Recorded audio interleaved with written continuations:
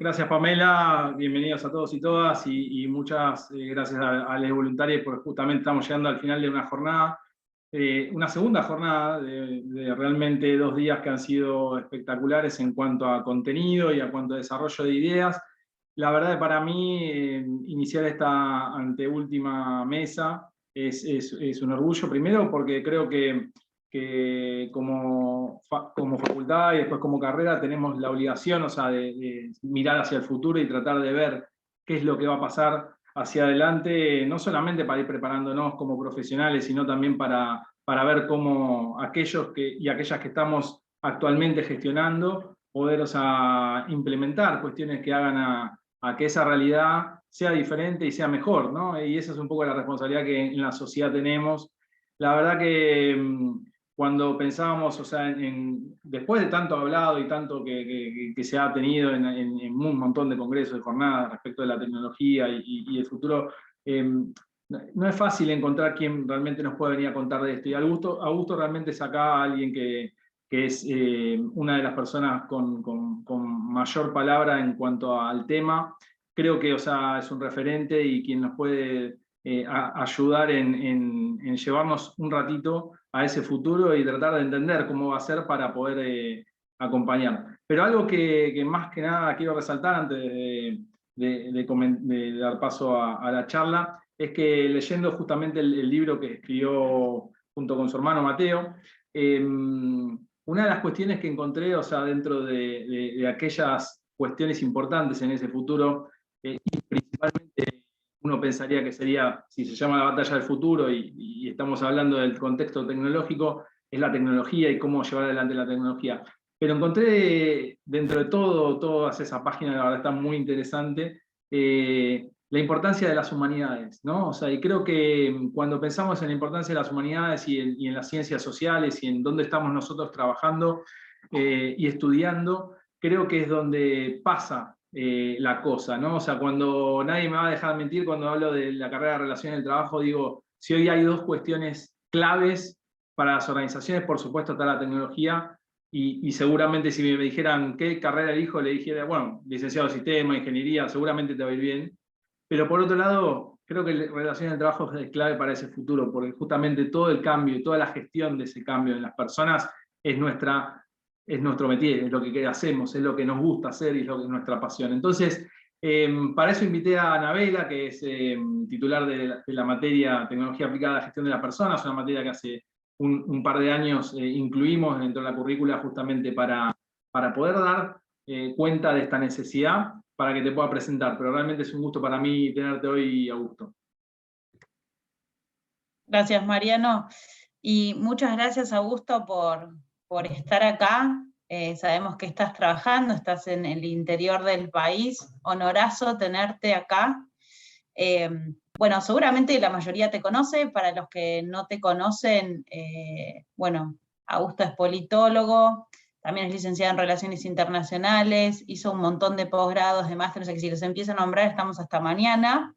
Sos investigador, también sos emprendedor y como recién contaba Mariano, escribiste junto con tu hermano, Mateo Salvato, el libro La Batalla del Futuro, y la verdad es que me encanta y me encanta que haya jóvenes hablando de este tema, y también me pone muy contenta saber que, como decía recién Mariano, ¿no? Dentro de la carrera de Relaciones del Trabajo estamos incluyendo estos temas dentro de los temas de interés para los futuros profesionales o actuales profesionales en gestión de las personas. Así que súper agradecida de que estés acá, todo el equipo de la carrera y seguramente quienes...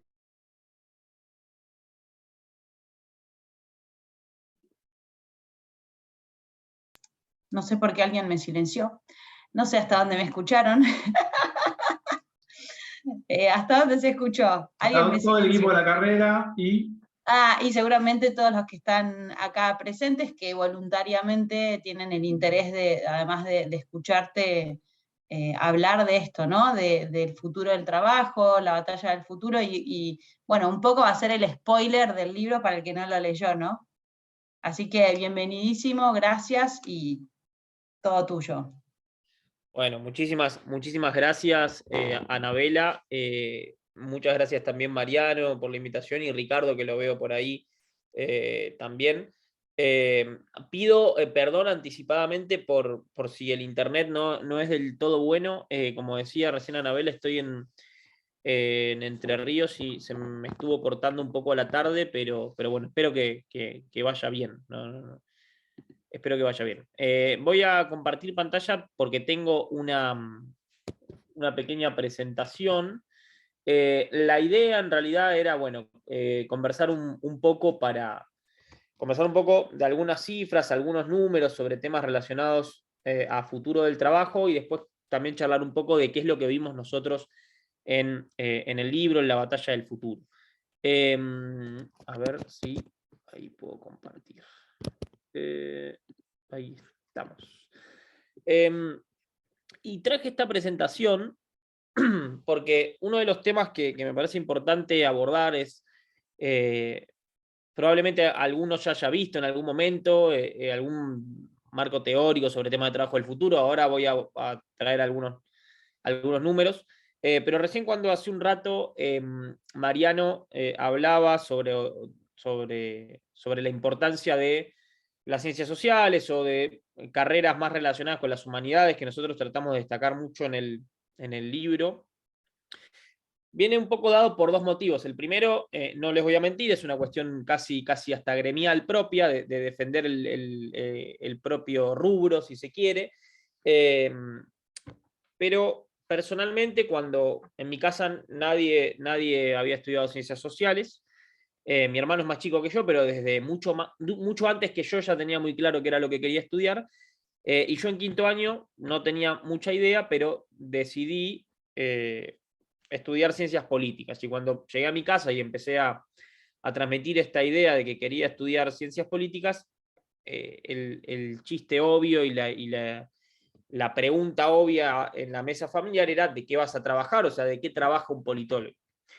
Y la verdad, siéndole sincero, yo tampoco tenía mucha idea de qué trabajaba un politólogo, pero había una cierta sensación, un poco como decía Mariano, que los trabajos del futuro estaban más relacionados con la tecnología. Mi hermano quería estudiar sistemas, y estaban más relacionadas con eso que con las ciencias sociales y las humanidades.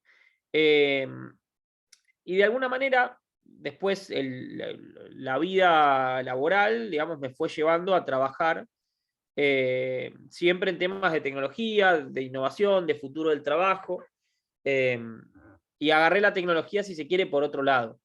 Entonces, creo que acá, o sea, de esa primera lectura, si se quiere, con muy poca información de que los trabajos del futuro estaban relacionados sí o sí con desarrollar desarrollo de software y demás, o ciencia de datos, empezamos a desarrollar un poco otra idea, otra visión de los trabajos del futuro entendidos, siempre ligados a la tecnología, pero no necesariamente ligados al desarrollo de tecnología, sino utilizando la tecnología para potenciar ciertas habilidades humanas. Entonces, para la presentación quería traer un poco esta pregunta, que es cómo nos capacitamos para los trabajos del futuro. Nosotros creo que la pregunta tiene dos dimensiones. Primero, nosotros individualmente, cómo nos capacitamos para la batalla del futuro, pero cómo colectivamente, al que quizá le interesa más la discusión a nivel colectivo, organizacional, o sea, ya sea desde el punto de vista de las organizaciones o desde el punto de vista de una provincia, de una ciudad o de un país, cómo hacemos para capacitarnos en tanto fuerza laboral para los empleos del futuro. Y básicamente quería presentarles algunos números de algunos informes bastante recientes sobre ciertas oportunidades y desafíos del mundo del trabajo en el siglo XXI, obviamente atravesados principalmente, aunque no exclusivamente, por la tecnología. La primera gran pregunta que surge a partir de todo esto tiene que ver con dos fenómenos que se están dando en simultáneo, que parecerían ser los mismos, pero que no son los mismos, que son, por un lado, la automatización y por otro lado, la robotización. Es decir, la automatización de tareas y la generalmente más ligada al área de los servicios, por ejemplo, y la robotización generalmente más ligada al ámbito industrial. Este es un informe del Foro Económico Mundial, de un reporte que salió el año pasado, que lo que muestra de alguna manera es que si en 2020 el 67% de las tareas en los trabajos cotidianos eran realizadas por humanos, ese número iba a bajar al 53% en el 2025, ya acá a la vuelta de la esquina. Otro de los números que nosotros solemos citar bastante, y lo tenemos en el libro, es de un estudio del Banco Interamericano de Desarrollo, que básicamente lo que dice es que en la Argentina el 65% de los empleos corren riesgo de ser reemplazados por la tecnología de acá al 2030. Por la tecnología, digamos, en sus diversas formas, ¿no? Automatizados o robotizados. Y este número es bastante similar en la mayoría de los países de América Latina, ronda el 60%. En el caso de otros países como los Estados Unidos, ese número está en arriba del 37, 38%, es decir, no es menor, pero como vemos en ciertas latitudes, el número es mayor que en otras. Tiene que ver generalmente con el tipo de trabajo que muchas veces se realiza. Y esto inmediatamente nos empieza a generar varias preguntas. La primera es, como pongo acá, si nos van a reemplazar las máquinas. La segunda es cómo hacemos para generar, digamos, o cómo nos enfrentamos ante esta realidad.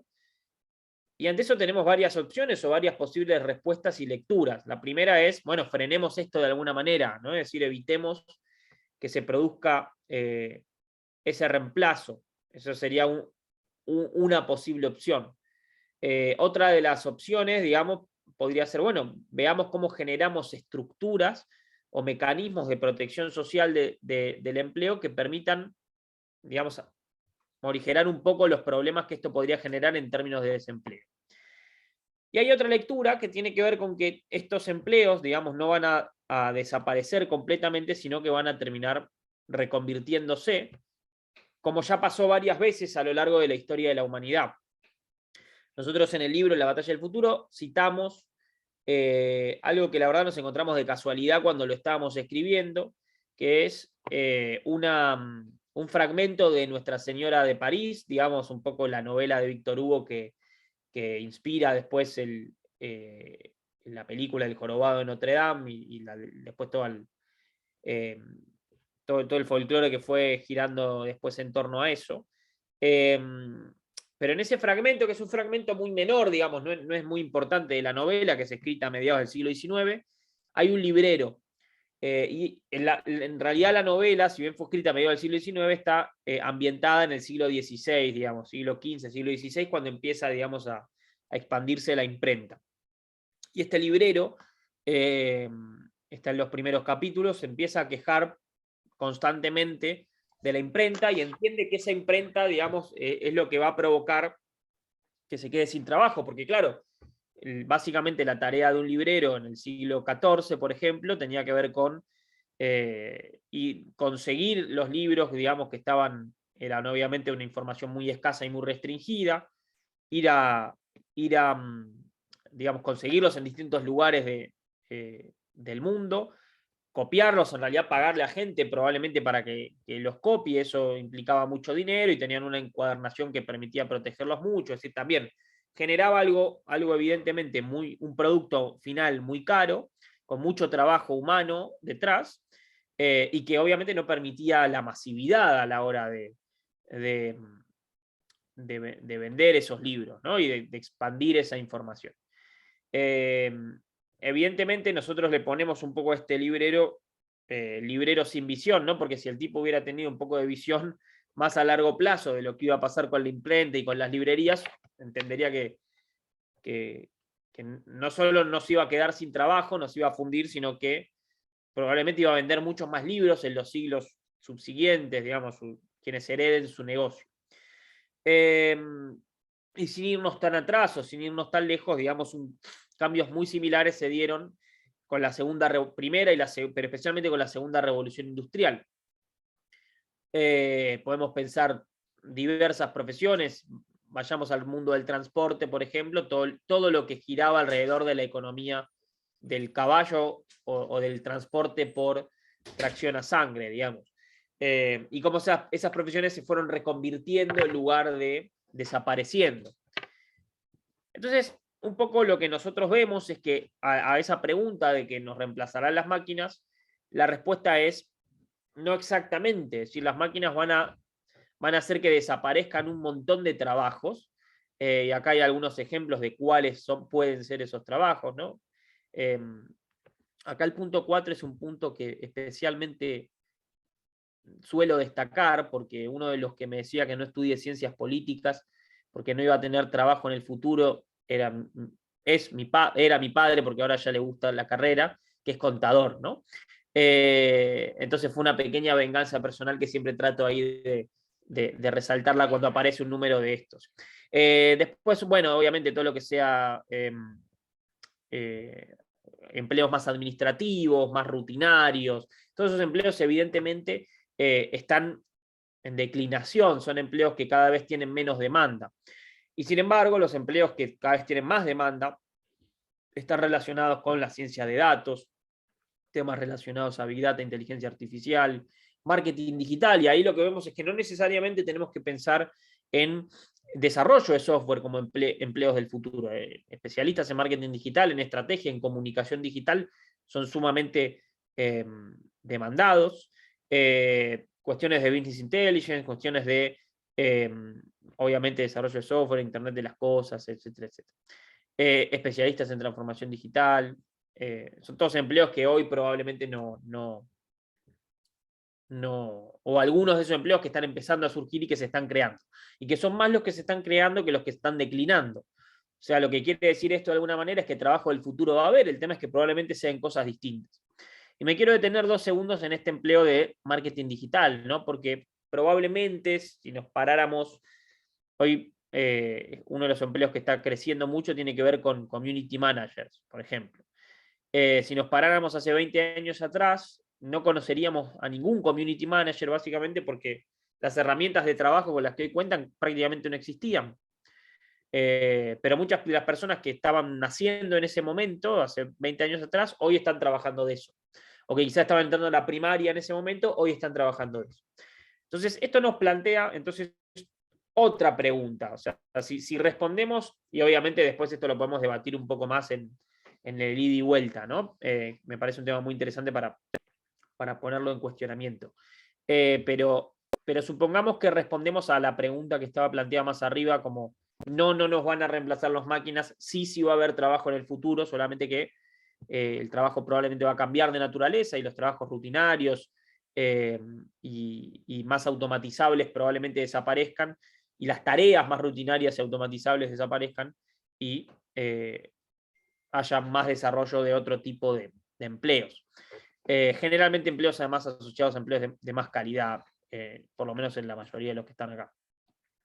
Ahora, supongamos que respondemos a esa pregunta de esa manera, todavía nos quedan, o nos surgen, o nos empiezan a surgir otras preguntas, que tienen que ver con cómo vamos a hacer entonces para capacitarnos para este tipo de empleos. ¿Cómo vamos a llevar adelante esta transformación en el mundo del trabajo? Y básicamente, acá, digamos, lo que muestra el informe es que el 50% de los empleados, de las personas que hoy están trabajando, necesitan recapacitación para seguir trabajando, ¿no? Es decir, y esto no es algo que se está dando ahora como un fenómeno nuevo o que se va a dar como un fenómeno exclusivo en este momento, sino que la mayoría de las habilidades que se necesitan para trabajar la mayoría de las habilidades que se necesitan para trabajar es necesario que vayan modificándose en un periodo relativamente corto de tiempo. Entonces, esto nos plantea, o al menos nos podría plantear, porque estamos trabajando generalmente en este tema bajo ciertos supuestos o bajo ciertas ideas, y creo que lo que tenemos que hacer es empezar a debatir y poner en cuestionamiento estos temas, y no hay una respuesta, digamos, unánime. Y esto nos plantea, por ejemplo, la necesidad de generar estructuras dentro de las organizaciones que sean altamente resilientes y que permitan ser lo suficientemente flexibles como para capacitar cada cierto periodo de tiempo a los miembros de esa organización. Muchos de ustedes probablemente hoy estén trabajando con o en organizaciones que uno de los grandes problemas que tienen es la rotación, especialmente empresas que tienen que ver con lo tecnológico, pero no necesariamente o no excluyentemente, tiene que ver uno de los problemas con la rotación del personal. Bueno, probablemente generar estrategias de capacitación dentro de las organizaciones pueda también atender o ayudar a atender este problema de alguna forma. Pero lo cierto es que la idea de la formación profesional es algo que va a tener que ser cada vez más cíclico y más permanente, y los trabajadores van a tener que desarrollar cada vez más la habilidad de desaprender para volver a aprender sobre nuevas habilidades para el mundo del trabajo. Esto es un poco lo que les comentaba antes. En Estados Unidos era 47%, yo ya había hecho 37%, perdón. La Argentina, como le decíamos, 65%, y el resto de Latinoamérica más o menos se mueve bajo el mismo parámetro, algunos países más, otros países menos, pero más o menos arriba del 60% tenemos a prácticamente toda América Latina. Entonces, evidentemente, digamos, hay un montón de empleos que corren riesgo de ser automatizados. Obviamente esto depende mucho de la forma en que se mida y demás, pero lo cierto es que hay muchos empleos en América Latina que corren riesgo de ser automatizados y que eso requiere una recapacitación por lo menos de la fuerza laboral.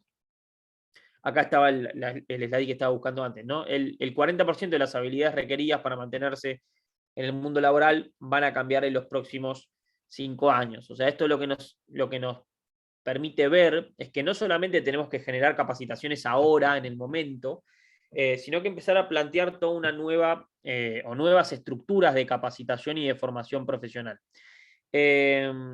Y esto nosotros lo trabajamos bastante en el libro.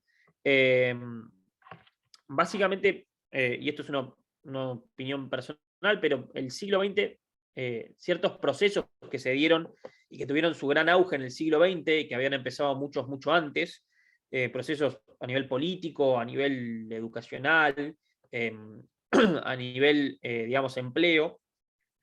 El siglo XX fue un siglo de generar estructuras o de consolidar estructuras que básicamente lo que buscaban era mantener el status quo, es decir, tratar de evitar lo más que se pueda los cambios bruscos. El gran ejemplo, o el ejemplo más típico, yo que vengo del mundo de las ciencias políticas, es la burocracia. Es decir, la burocracia básicamente lo que busca es generar estructuras que permitan mantener la estabilidad y evitar los cambios bruscos en la administración pública. Eso fue un poco el mundo del siglo XX, ¿no? Y en términos educativos lo mismo, es decir, tratar de generar, digamos, más o menos que todas las personas salgan con una misma formación y que esa formación tendía a mantener y a consolidar ese status quo del que hablábamos. La realidad es que el mundo laboral del siglo XXI, en general el mundo del siglo XXI, es un mundo de un cambio mucho más permanente y constante. Es decir, la curva de exponencialidad del crecimiento tecnológico evidentemente nos pone ante la necesidad de estar cambiando estructuras de manera permanente. Y lo que vemos en los últimos años es que siempre las regulaciones, los programas, si se quiere, las respuestas de las instituciones, digamos, de las organizaciones en general, son corren bastante atrás, digamos, a los cambios. Permanentemente se ven superadas por la dinámica de la realidad. Y esto tiene que ver con que probablemente estamos tratando de enfrentar una realidad cambiante con estructuras que están hechas para conservarse. Y quizá una de las respuestas a eso, y que tendríamos que pensarlo y debatirnos, es generar estructuras que sean más resilientes, más adaptables, más flexibles, y que tengan permanentemente esta dinámica del cambio, ¿no? Del cambio permanente. Porque este 40% de las habilidades probablemente dentro de los próximos 10 años también vayan a cambiar. ¿Cuáles son las habilidades, digamos, esas habilidades del futuro? ¿Cómo van cambiando? Y acá es donde vuelvo a destacar las ciencias sociales y las humanidades. Hablamos de pensamiento analítico, capacidad de innovación, habilidades de aprendizaje activo. Esto es sumamente importante y tiene mucho que ver con esto que veíamos antes. Es decir, la capacidad de poder autoaprender y de autogestionar el aprendizaje es fundamental para los trabajadores del presente y del futuro. Es decir, si vamos a cualquier empresa que hoy desarrolle, por ejemplo, inteligencia artificial o trabaje con ciencia de datos, y le preguntamos a los analistas de datos dónde aprendieron Python o cómo aprendieron Python, probablemente la mitad de ellos no les diga que aprendieron digamos, en la universidad o que hicieron curso, les dirían que, o que hicieron un curso, ni siquiera que hicieron un curso, sino que aprendieron solos. Como autodidactas. Bueno, las habilidades de aprendizaje activo, de autogestión del aprendizaje, son muy importantes. Esto quiere decir que no me voy a boicotear a mí mismo tampoco, ¿no? Esto quiere decir que no vamos a necesitar más las estructuras universitarias, la formación de... No, claramente no. Pero es importante empezar a desarrollar cada vez más este tipo de habilidades. La solución de problemas complejos siempre está presente, pensamiento crítico, creatividad, liderazgo, etcétera, etcétera. Fíjense que el recién diseño de tecnología y programación viene en el puesto 8, ¿no? Lo que vemos acá es que muchas de estas habilidades son lo que algunos llaman habilidades blandas, podríamos llamar habilidades humanas, pero que tienen mucho que ver con cuestiones relacionadas con las humanidades. Y por eso los profesionales, y destacamos en el libro y ponemos bastante foco en eso, los profesionales en humanidades son muy demandados en el mundo de la ciencia, la tecnología, la innovación, por estas cuestiones. Otros cambios que vemos que se están produciendo, y acá probablemente bueno, a muchos de ustedes puedan brindar mucha más información sobre esto, pero se está viendo también un proceso de tercerización, especialmente en la industria de la tecnología, pero no solamente. El surgimiento cada vez más de empleo autónomo, de freelancers, esto lo vemos como una tendencia a nivel global. Distintos cambios demográficos, digamos, que se están produciendo y que también están movilizando otras variables dentro del mundo del trabajo. Y después dos preguntas que al menos yo me hago, para las cuales no tengo una respuesta, digamos, acabada, y una de ellas es si vamos hacia un mundo con menor formalidad en el mundo del trabajo, justamente por esto que venimos hablando recién, ¿no? Es decir, probablemente si no actualizamos las estructuras o los mecanismos de protección o las estructuras de protección social y demás, bueno, quizás una de las tendencias sea mayor informalidad en el mundo laboral. Después hay todo un montón de transformaciones que tienen que ver con la economía de plataformas y demás, que no están del todo adaptadas a los esquemas de protección social de algunos países. Y después un tema que es muy importante y que a mí por lo menos me genera especial preocupación tiene que ver con la brecha tecnológica y la brecha de calidad de los empleos.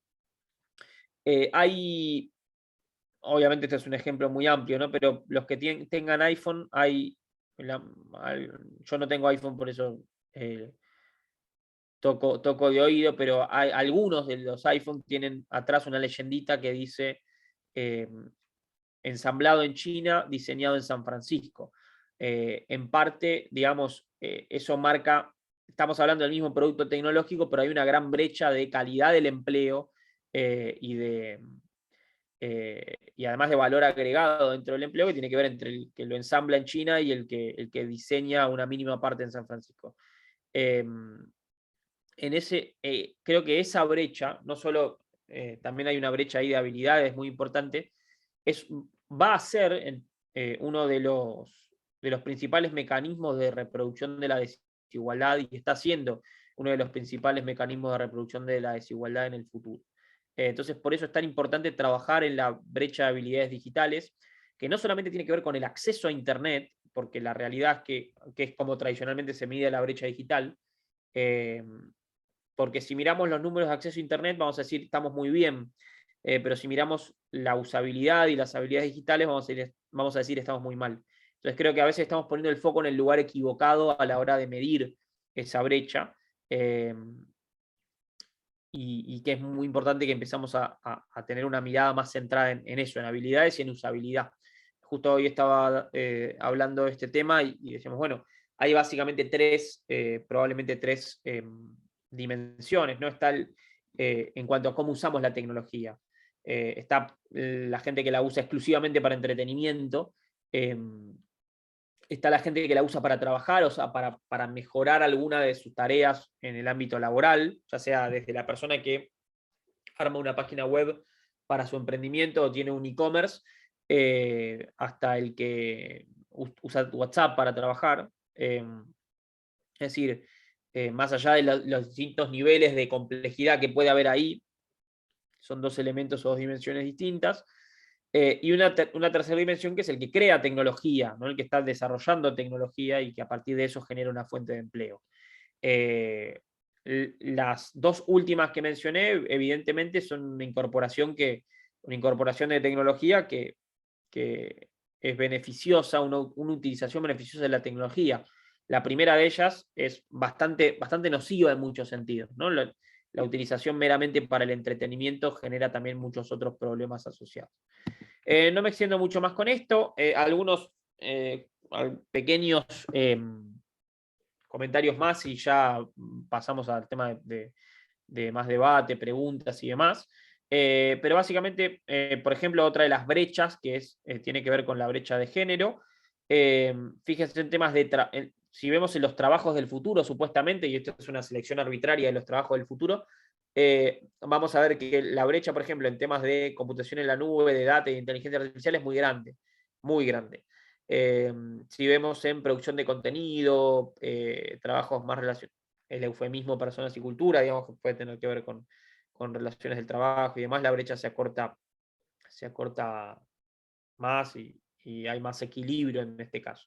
Pero si no, generalmente hay una brecha bastante grande en los empleos que tienen que ver principalmente con desarrollo de tecnología, que se está reduciendo en los últimos años. Hay muchos además programas y trabajos, tanto de empresas privadas como de organizaciones de la sociedad civil y del Estado, por lo menos en el caso de la Argentina y a nivel global también, para reducir esta brecha en este tipo de profesiones.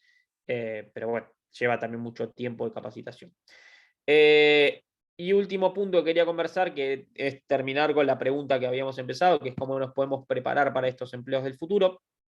Y esto viene del mismo informe, o sea, que para cerrar también con buenas noticias, generalmente en la mayoría de estas habilidades que están cambiando, las capacitaciones no son capacitaciones que generen o que demanden tanto tiempo y tanta complejidad. Esto es un estudio que se hace usando como fuente las capacitaciones de Coursera, entonces también en algún sentido hay que entender que es una muestra probablemente sesgada en algún sentido, pero lo que me importa destacar, más allá de que alguien me diga, mirá, con 4 meses y 5 meses no salís programando, y coincido probablemente en eso, puedes aprender algunas nociones básicas de programación, pero esto tiene que ver con el gran problema, o uno de los grandes problemas que se está trabajando, que es el reskilling o el upskilling. Entonces, si tenés algunas nociones o habilidades de programación, probablemente con un curso de 2, 3 meses, o de 4 o 5 meses, depende de la complejidad, puedas desarrollar nuevas habilidades que necesitas para el mundo del trabajo. Lo que nos quiere decir esto básicamente es que esas estructuras de las que hablábamos antes, que tienen que ser más flexibles y más resilientes, no requieren tampoco de grandes capacitaciones. No es que vas a tener que agarrar a un trabajador y ponerlo en una carrera universitaria que esté 4 años capacitándose para volver a trabajar, sino que son probablemente mucho más sencillos de encarar este tipo de transformaciones. Después, esto también no es una muestra tampoco del todo acabada de cuáles son los empleos del futuro, pero esto es lo mismo que veíamos antes, cuáles son los trabajos que más están creciendo y los que más están disminuyendo, pero bueno, quedan más o menos unos 15 minutos, así que prefiero dejarlo acá. Bueno, esto siempre es muy importante, siempre que trabajamos en este tipo de debate sobre el futuro del empleo y demás, y nosotros tratamos de reflejarlo también en el libro, es importante una vinculación entre los distintos sectores, ¿no? Es decir, acá es necesario generar nuevas regulaciones, es necesario también, especialmente en América Latina y especialmente en la Argentina, tener presente a los sindicatos como actores fundamentales tanto en la formación profesional como en el desarrollo del empleo. Y el sector privado también está generando muchísimas, especialmente capacitaciones, que es importante tener en cuenta, y obviamente la academia como un actor importante. Es decir, digamos, cuatripartita. Pero yo dejo acá y cierro con una de las ideas, digamos, que también tiene el libro que mencionaban Mariano y Anabela, la Batalla del Futuro, que también es un libro escrito por, digamos, para y desde América Latina.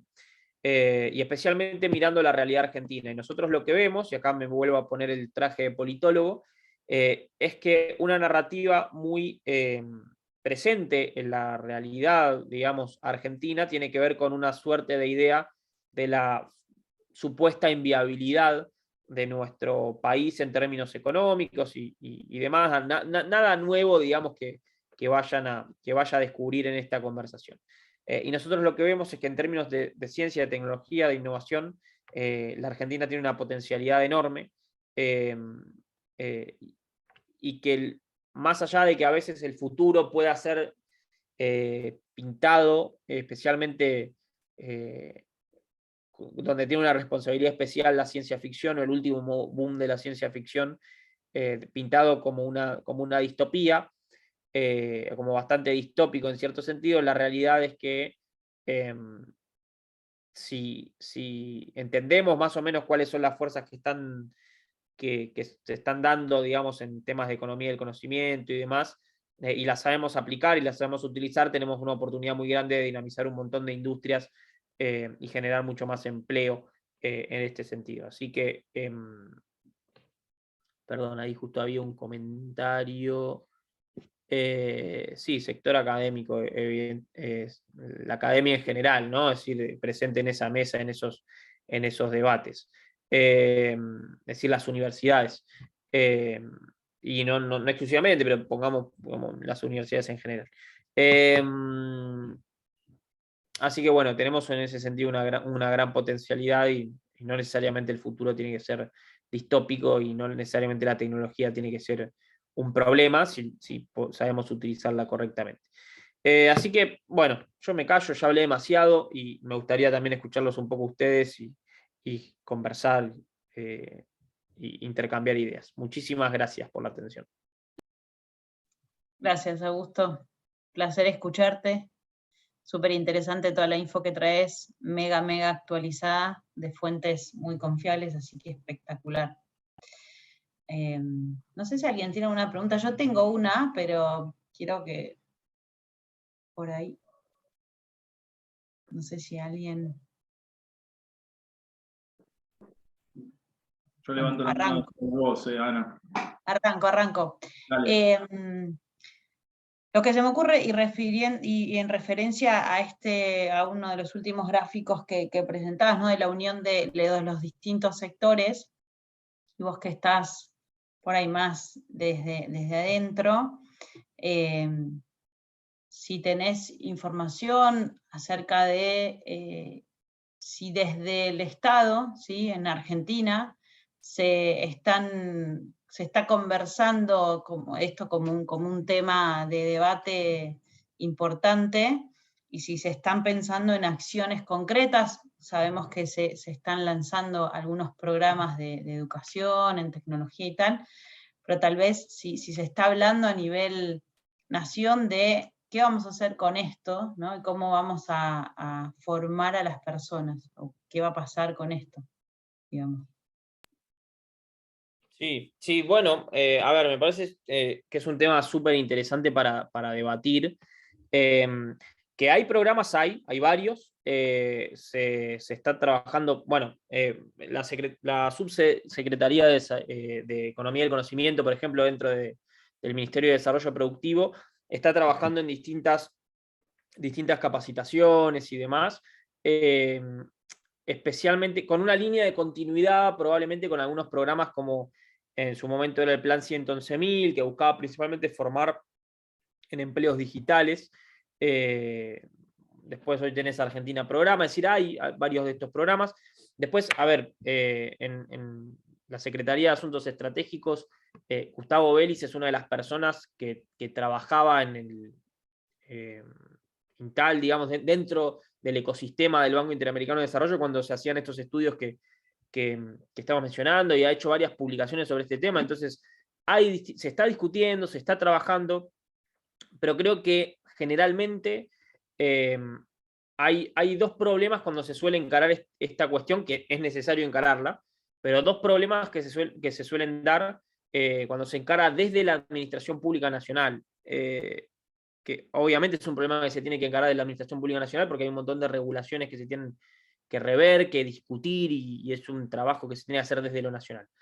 Pero a veces este tipo de programas necesitan tener un anclaje local importante, porque lo que notamos es que cuando mejor funcionan es cuando están bien bajados a territorio, cuando están bien relacionados con las empresas que después van a generar empleabilidad en distintos sectores. Y además lo que a veces termina pasando es que hay un gran solapamiento de funciones. Es decir, tenés por un lado las responsabilidades de la educación formal, por otro lado ciertas capacitaciones de educación no formal, como estas que estamos viendo, y por otro lado todo un rol que tiene que ver más con la actualización, por ejemplo, de capacidades dentro del mundo del trabajo, que capaz va por otros ministerios o secretarias. Entonces, creo que hay varios programas, se está discutiendo, efectivamente. Creo que hay una deuda ahí de tener un anclaje más local y de trabajarlo más en la administración pública local, municipal específicamente. Pero bueno, por una cuestión de diseño de la política pública, me parece esto. Pero sí, se está trabajando, es un tema que se viene trabajando, sí. Buenísimo, gracias, Augusto. Ahí favor. Ricardo levantó la mano. Bueno, ¿qué tal, Augusto? Muchas gracias por estar con nosotros. Yo quería hacer una pregunta con relación al tema de I más D más I, ¿no? Y me parece que ahí vos planteaste un tema muy interesante, ese enfoque cuatripartito, en donde están trabajando con ese enfoque todos los actores esenciales para impulsar el tema del I más D más I.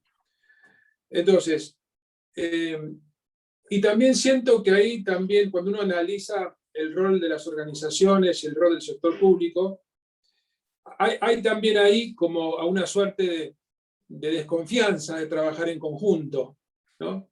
Entonces, la experiencia mía en proyectos de innovación con el sector público y con las organizaciones costaron mucho trabajo por las normativas, digamos, y también creo que también por las desconfianzas, muchas que hay, pero ahí hay una ventana muy importante de oportunidades para trabajar y hay el potencial, como decís vos, en este país para hacer enormes innovaciones, ¿no?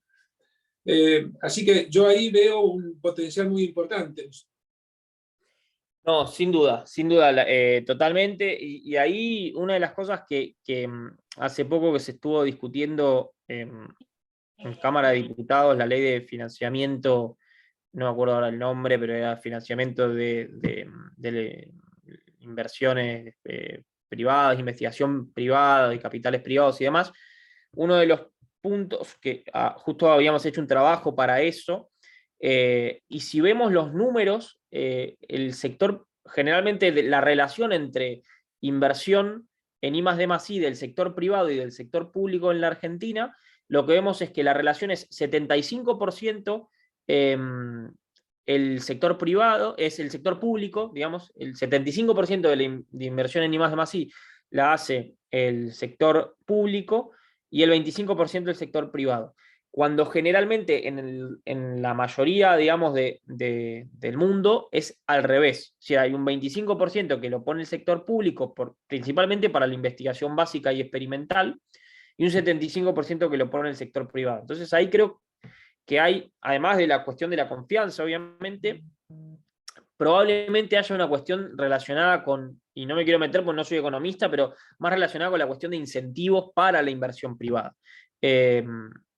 Y obviamente hay un montón de elementos más relacionados con la inversión y con las características propias de la inversión en nuestro país que escapa mucho a esta discusión, pero creo que ahí es fundamental desarrollar más esquemas que permitan generar incentivos para que el sector privado realice mucha más inversión en I+D+I, porque además es una cuestión hasta de que es lo que permite a las empresas hoy diferenciarse y ser más competitivas, ¿no? Lo vemos, por ejemplo, en el sector automotriz, ¿sí? Las empresas que ponen más foco en I+D+I son las que más crecen en los últimos años. Perdón, ahí Roxana justo preguntaba si...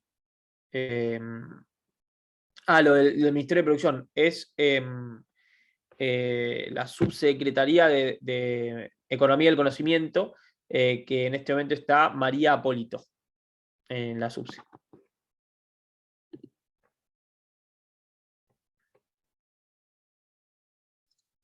Ahí levantando la mano tenemos a Sara.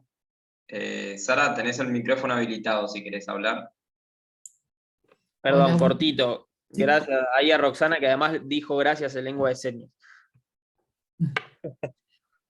Perdón, un momentito, un placer escucharte, Augusto. Sabes que yo trabajo en Gracias. Casa Rosada hace 18 años.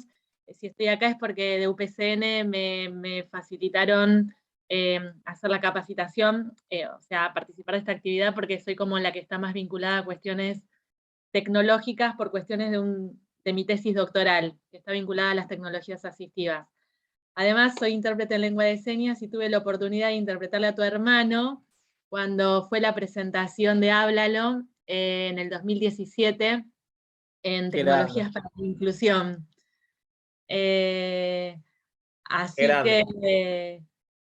que, y siempre que tengo la oportunidad de mencionarlo, porque obviamente siempre hablo de tecnologías asistivas, perdón, ¿no? Pero lo tengo como un referente importante porque todo su desarrollo lo hizo en el secundario.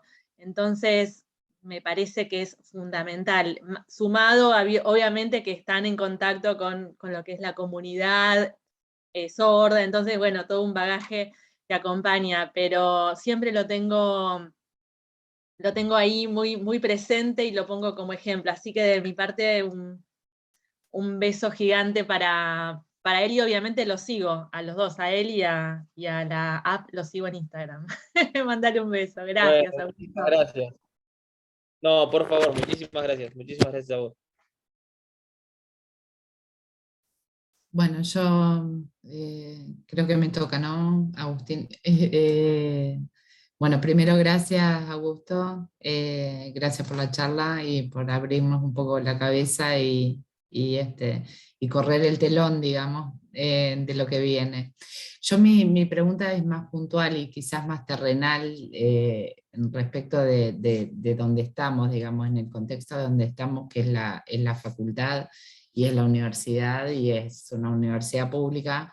Digo, ¿cómo hacemos desde la universidad y desde la carrera en particular, digamos, si están viendo, digamos, o si lo han visto, como para facilitar esa batalla, digamos, que se va a dar, digamos, que ya lo vimos, que ya lo planteaste, que es una realidad y que no es que el siglo que viene ni dentro de 25 años, sino que 3, 4 años y ya vamos a estar en este contexto que marcaste? Digo, ¿qué herramientas se te ocurren, digamos, que la universidad pudiera facilitar, digamos, que la carrera pudiera facilitar para que esta batalla no sea tan costosa, digamos, para los trabajadores y las trabajadoras, digamos, en nuestro caso, digamos, en la carrera de Relaciones del Trabajo? Bueno, buenísimo, buenísimo. A ver, yo creo principalmente dos cosas. La primera es que por un lado es un gran desafío tratar de empezar a incorporar este tipo de herramientas y no en lugar de generar una suerte de resistencia.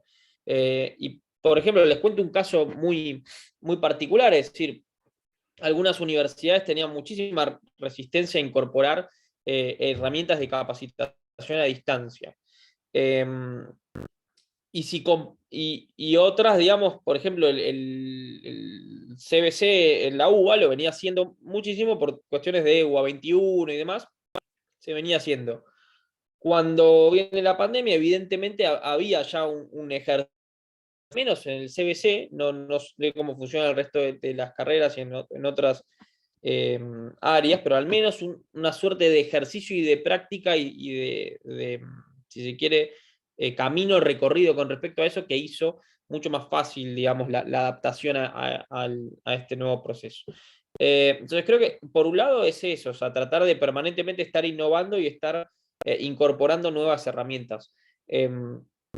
Y por otro lado, el foco puesto en estas habilidades del futuro que hablábamos antes, es decir, principalmente el pensamiento crítico, la capacidad de innovación, la transversalidad de los saberes, el trabajo en equipos multidisciplinarios, es decir, poder generar intercambios, por ejemplo, con otras facultades, es decir, trabajar en equipos multidisciplinarios es uno de los temas que hoy, por ejemplo, nosotros estamos trabajando en digamos, un framing ético para desarrollar inteligencia artificial, y uno de los requisitos es trabajar en equipos multidisciplinarios, es decir, si queremos desarrollar inteligencia artificial que no esté sesgada, no puede ser hecha solamente por ingenieros en sistemas. Tiene que haber otro tipo de profesionales también. Entonces, y viceversa, digamos, con un montón de otras áreas. Entonces creo que ahí eso nos obliga a repensar muchísimo el sistema educativo y la forma en que, incluso en que damos clase. Es decir, generalmente cuando damos clase, o sea, especialmente en la Argentina tenemos una educación a veces muy enciclopédica, es tratar de incorporar cada vez más contenido y conocimiento. Y a veces la parte de poner en práctica ese conocimiento, depende del lugar, capaz está más desarrollado el hecho del pensamiento crítico, de discutir ese conocimiento, pero integrar saberes, tener, digamos, un poco ese tipo de habilidades, me parece que es una herramienta muy, muy importante. No sé si llegué a responder o medio me fui por las ramas, pero un poco también mi experiencia dentro de la educación universitaria, digamos, es una experiencia bastante... en este momento estoy bastante crítico de la educación universitaria tradicional, pero bueno, todos tenemos nuestras etapas también, pero creo que a veces terminamos desincentivando, y acá un mea culpa con respecto a eso, desincentivando esas habilidades que son fundamentales, que son un poco las que necesitamos para los empleos del futuro.